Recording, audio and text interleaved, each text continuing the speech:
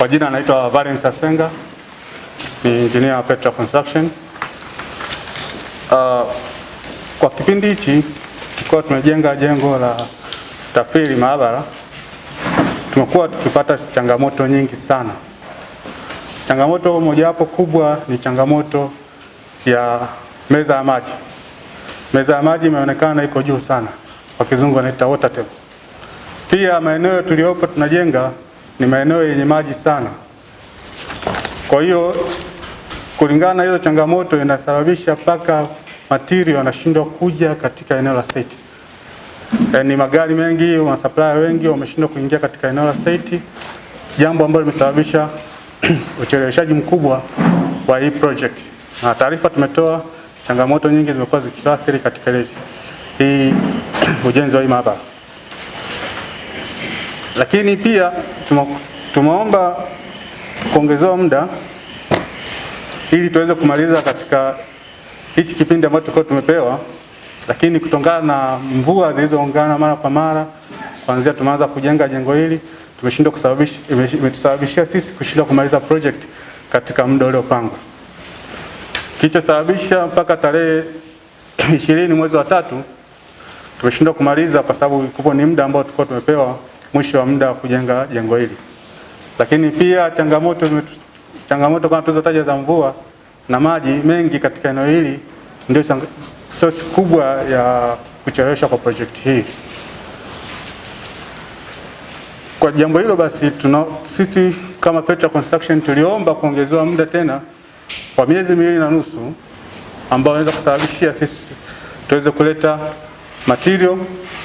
Tumeweza kupambana, saa nyingine mmeona watu wanaleta material kwa miguu au kwa matoroli au kwa vitu vidogo vidogo kwa sababu magari yanashindwa kuingia katika eneo hili. Pia tuliomba manispaa iweze kutusaidia kurekebisha barabara zinazozunguka eneo hili. Kitu kingine, kuna jambo la AC.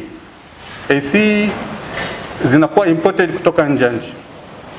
Na supplier au manufacturer, kuna kipindi hichi cha corona ambayo ilisababishia visiweze vitu kuja kwa sababu nchi zao zilikuwa zimefungwa. Kwa hiyo manufacturing kama imesimama. Lakini kwa sasa wameshaanza, ila walituomba muda tuweze kuleta ambao ndani ya mwezi mmoja atakuwa ameshaleta vifaa.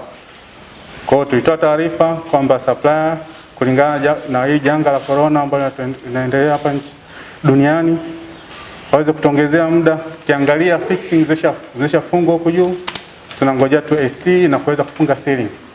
Kwa sababu bila hizo system za AC ambazo zinatoka nje kwa hapa Tanzania hamna manufacturer wala hamna supplier yote, lazima ni special order.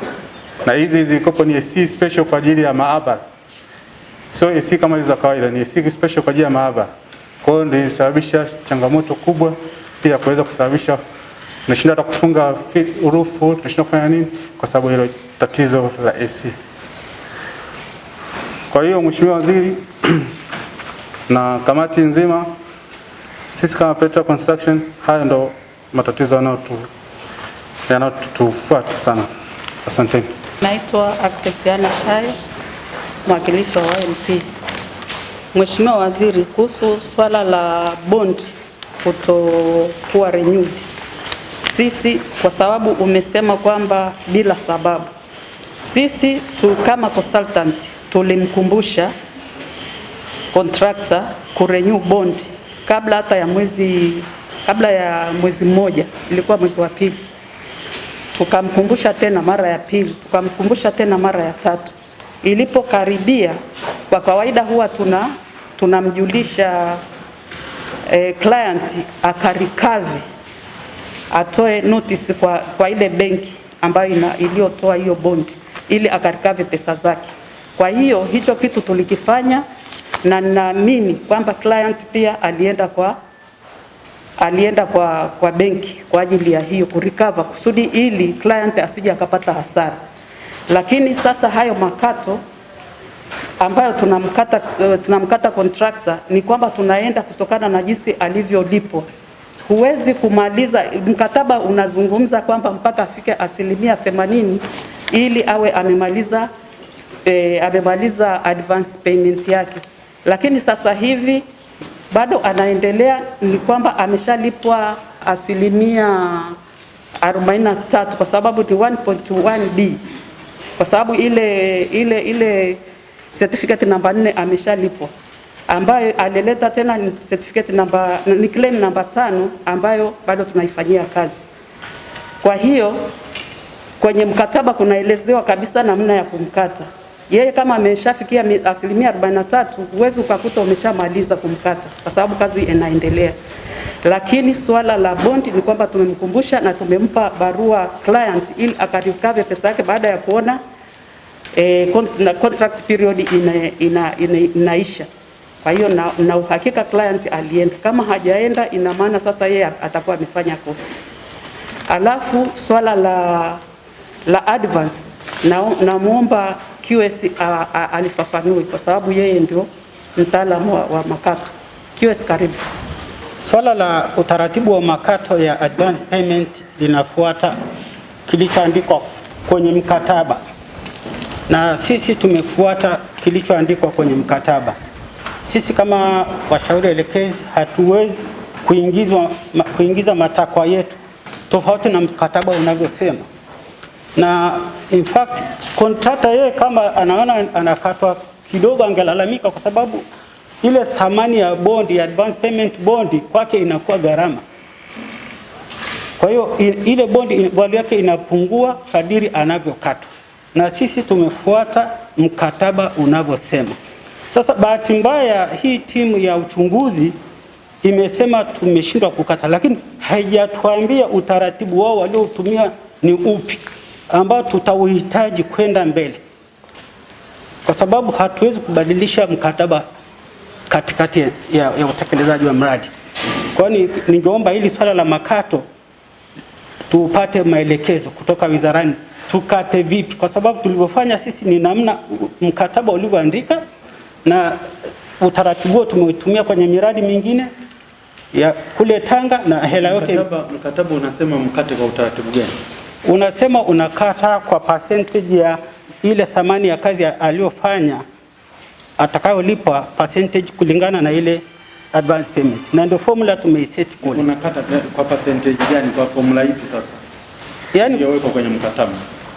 Mkataba unasema ndio mpaka sasa hivi katika yale malipo ya awamu 4 ndio calculation zinasema kwa fedha alizolipwa anatakiwa awe mpaka sasa hivi alishakatwa milioni 135, lakini nyinyi mmeshamkata milioni 54 kwa formula hiyo hiyo iliyoko kwenye mkataba, kwamba katika zile invoice ambazo sasa hivi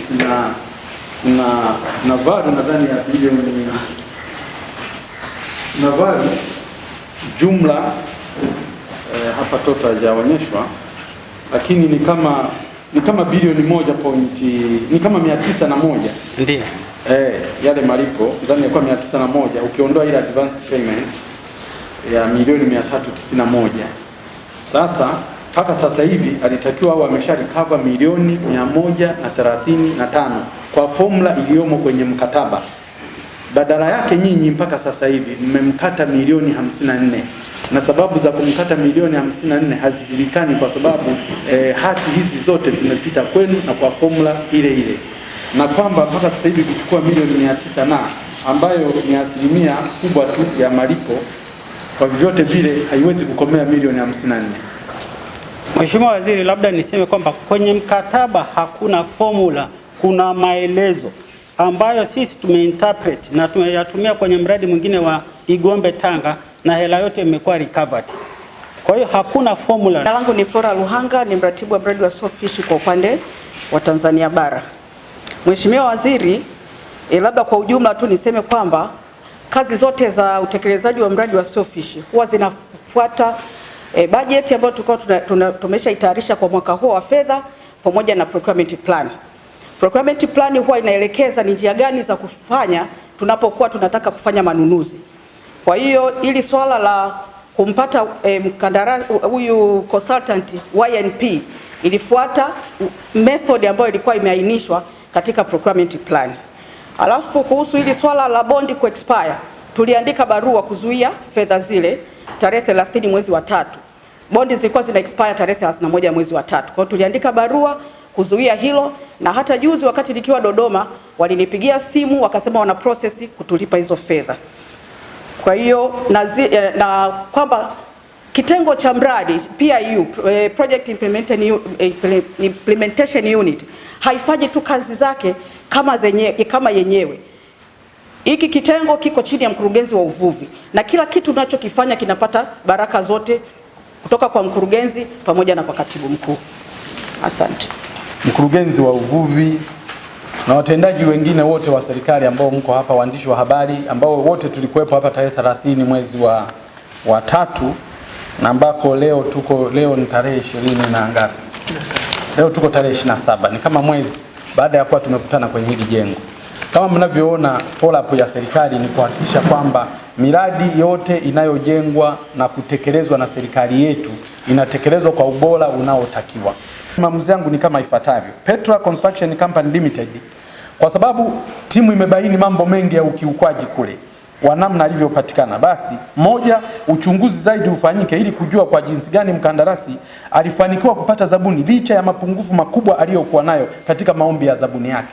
Kwa hiyo tumeshaona miaka karibu mitatu Petra Construction Company Limited ukwasi wake wa kifedha ulikuwa ni negative.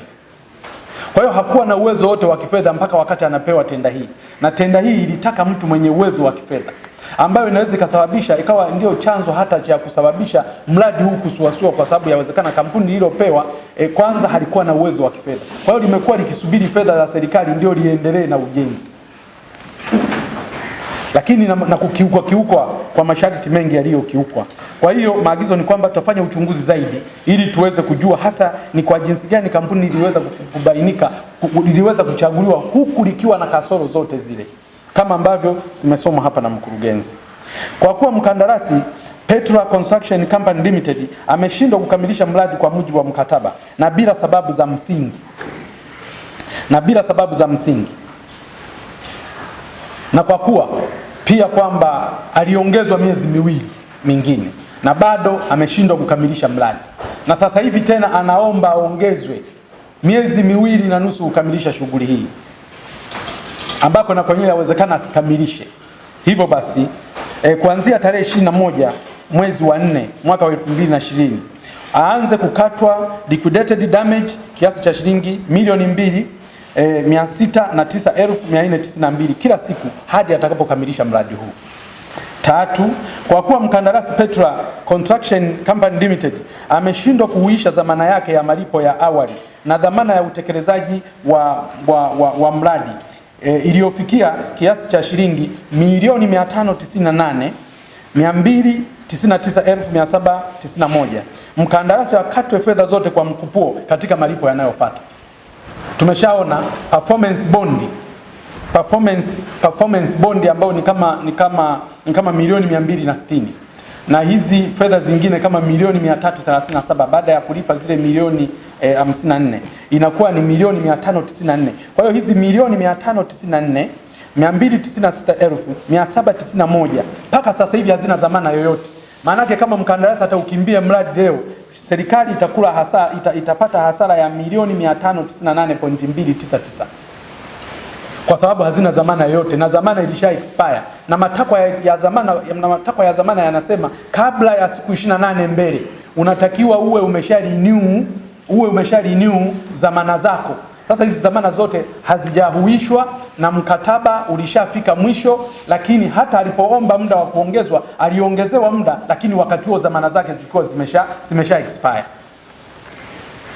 Kwa hiyo milioni 598,299 milioni 598,299,791 bado inadaiwa kwa mkandarasi. Na kwa sababu sasa leo tuko karibia toka zilivyo expire tarehe 30 mwezi wa 3 mwaka 2020 mpaka leo ni tayari ni mwezi mzima mradi huu unatekelezwa bila dhamana, kinyume kabisa cha mkataba, kinyume cha sheria. Kwa hiyo sasa mkandarasi, fedha zozote naelekeza ambazo zitakazolipwa sasa hivi zote zikatwe. Kwa hiyo malipo yote yakatwe mpaka hizo milioni 598 ziwe recovered. Pengine yeye atakapokuwa ameleta hizi dhamana, atakapoenda kuzihuisha hizo dhamana, na tuwezi kujua kwa nini ameshindwa kuhuisha dhamana. Yawezekana na madeni makubwa kule.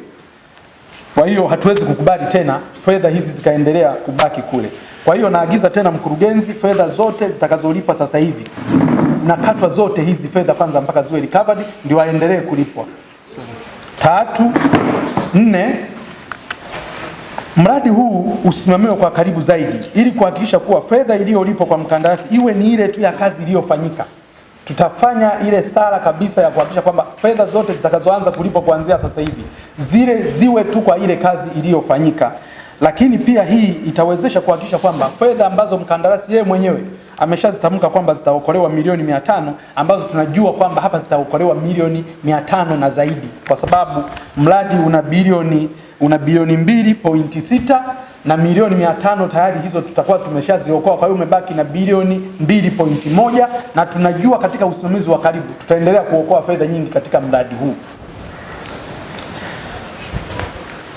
Kwa hiyo maelekezo ya Petra Construction Company Limited yalikuwa ni hayo manne, lakini maelekezo ya YP Architect Limited: 1, kwa kuwa gharama za mshauri elekezi na namna alivyopatikana umetiliwa mashaka makubwa na timu ya uchunguzi, uchunguzi zaidi ufanyike ili kujua mambo yaliyojificha nyuma ya pazia kuhusu namna alivyopatikana mshauri elekezi na gharama zilivyofikiwa. Yafuatayo yatekelezwe. 1, mkataba baina ya wizara na Y&P Architect Limited urejewe upya na kurekebishwa, gharama kuwa kiasi cha shilingi milioni 601,422,443 badala ya fedha zilizoko kwa sasa ambazo ni bilioni 1,256,270,453. Mkataba ulioingiwa hivi sasa wa Y&P ni bilioni 1,256,270,453. Huu mkataba urekebishwe na gharama ya mradi huu kwa maana ya mshauri elekezi uwe milioni 601,322,443. Namba 2, Y&P Architect Limited arejeshe fedha zote za ziada alizolipwa kiasi cha shilingi milioni 352,11,871 ambapo mpaka sasa hivi tunavyozungumza amekwisha kulipwa kiasi cha milioni 953,334,314 badala ya ukomo wake ambao ni milioni 601,322,443. Kwa hiyo basi milioni 352,11,871 ambazo amezidishiwa katika malipo yake baada ya kuhakiki uhalisia wa jinsi ya fedha ambazo yeye alitakiwa kulipwa kwa maana ya maelekezo haya ambayo niliyasema ya ukomo uliowekwa na ERB pamoja na AQRB. Kwa hiyo kiwango cha juu kabisa ambacho anaweza kulipwa ni milioni 601,322,443 na sio bilioni 1,256,000 milioni 256,270,453. Malipo yote ya Y&P Architect Limited yasimamishwe na utekelezaji wa kipengele ambacho nimetaja vipengele pale namba 2. Ya kwanza, kuhuisha mkataba, kurekebisha kutoka kwenye hilo bilioni 1.256 mpaka kwenye milioni 601, lakini la pili kuhakikisha kwamba fedha zile milioni 352,11,871 zinarejeshwa. Basi malipo yote ya Y&P Architect Limited yasimamishwe na utekelezaji wa kipengele hapo cha maelezo ya hapo juu ukamilike ndani ya siku 7. Kwa hiyo mkataba urekebishwe ndani ya siku 7 na fedha zilizopunjwa zirejeshwe ndani ya siku 7. Vile vile Architect Limited apewe onyo kali kwa kutakiwa kurekebisha kasoro zote katika usimamizi wa utekelezaji wa mradi. Nilikuja hapa tarehe 30 mwezi wa 3 mwaka 2020. Nikaja hapa na kulalamika malalamiko mengi. Lakini nilipotoka tu kesho yake mkandarasi akalipwa milioni 171. Na amelipwa milioni 171 huku wakijua ya kwamba mkandarasi huyu zamana zake zilikuwa zimeshafika mwisho toka tarehe 30 mwezi wa 3. Zamana zilikuwa zimefika mwisho. Lakini bado akalipwa milioni 171 bila kukata fedha zilizolipwa na serikali ambazo tayari hazina zamana. Na wakati huo nimesema mkandarasi huyu sasa kwanza asilipwe, tufanye uhakiki kwanza wa kazi aliyoifanya na malipo aliyopewa. lakini tarehe 1 mwezi wa 4 fedha zikalipwa milioni 171. Haya, wamelipa fedha hizo, wamezilipa zile fedha wakiwa wanajua kwamba mkandarasi huyu au mzabuni huyu zamana zake za milioni 598 zote za milioni 598 point zilikuwa zimesha expire, lakini bado akalipa fedha hizo na hakukatwa.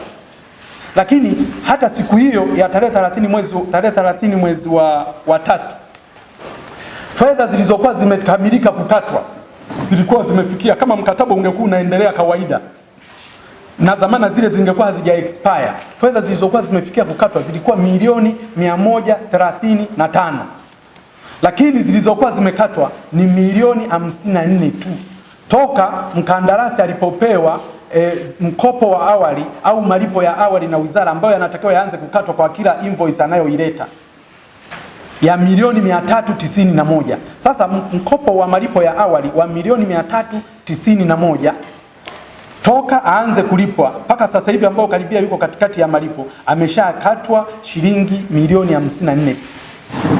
Na siku hiyo alitakiwa awe amekatwa mpaka tarehe 30 mwezi wa 3 alitakiwa awe amekatwa shilingi milioni 135 kama zamana zingekuwa hai, lakini hakufanya hivyo. Sasa zamana haziko hai, bado wameshindwa kulikava ile shilingi milioni 135 kwa wakati huo. Zamana haziko hai, wameshindwa kulikava fedha zote zilizokuwa zimebaki kwa sababu zamana zake haziko hai tena. Maana akikimbia leo mradi atakimbia na hela zetu kwa mujibu wa mkataba ulivyowekwa. Lakini kituo changu hiki hawakujali hilo wala hawakuchukua hatua yoyote, licha ya mimi waziri wao kuja hapa, wala hawakuchukua tahadhari yoyote. Bado huyu mtu akalipwa fedha hizo. Lakini pia mimi huwa naomba taarifa wizarani mara kwa mara katika maeneo yote ya miradi inavyotekelezwa na shughuli zinavyotekelezwa kwa kila kitengo na kwa kila taasisi, na lazima nafanya hivyo kila wiki. Taarifa ambazo zimekuwa zikiwasilishwa na kitengo hapa, huwezi kuambiwa changamoto na udhaifu uliopo kwenye maeneo husika. Taarifa zote ninazo hapa, uelezwi kwamba kuna changamoto gani. Mkandarasi mpaka zamana zinakwisha, yanazungumzwa tu hapa. Mimi sina taarifa yoyote. Wanasema hapa tulimwandikia sijui nani, sina barua yoyote. Jambo la hatari kama hili ambalo mwisho wa siku ikifanyika jambo lolote hapa, wizara nzima itaingia kwenye huu mtego. Lakini kitengo changu hiki hawakufanya hivyo. Lakini wao ndio washauri wa wizara pia katika kuhakikisha kwamba sheria na taratibu zote za manunuzi zinafuatwa, mkandarasi anasimamiwa vizuri na mshauri elekeza anasimamiwa vizuri, kwa sababu wao kazi yao ni kumsimamia consultant lakini kumsimamia contractor, na wote lazima wasimamie kwa karibu na kuainisha changamoto za kila mmoja anavyosimamia mradi huu, jambo ambalo pia limekuwa halifanyiki sawa sawa. Sasa maamuzi yangu katika hili, na siwezi sasa kuwa nakuja hapa kulalamika kila siku, wizara ifanye tathmini ya kujua uwezo wa watendaji wa mradi wa Siofish waliopo katika kitengo cha utekelezaji wa mradi Siofish Project Implementation Unit na kuchukua hatua stahiki, kwa sababu uwezo ukawa na watendaji wote hawa, mambo yote yanaenda ovyo kwa kiwango hiki, alafu bado wakaendelea kuwepo kwenye eneo husika, alafu bado hatua hazichukuliwi dhidi yao. Lakini ya pili, katibu mkuu wa uvuvi atengue uteuzi wa project manager Bi Flora C. Ruhanga kuanzia sasa, na kesho awepo project manager mwingine wa kusimamia mradi huu. Tatu, Wizara ya Mifugo na Uvuvi kwa maana ya katibu mkuu pia na watendaji na mkurugenzi hapa, naagiza maelekezo yangu yote haya niliyoyatoa yasimamiwe kikamilifu na kuelekezwa kwa kila mmoja ambaye anayehusika. Lakini pia yuko hapa mhandisi Gabriel Muligo Wilhelm ambaye naye ni mhusika mkubwa sana.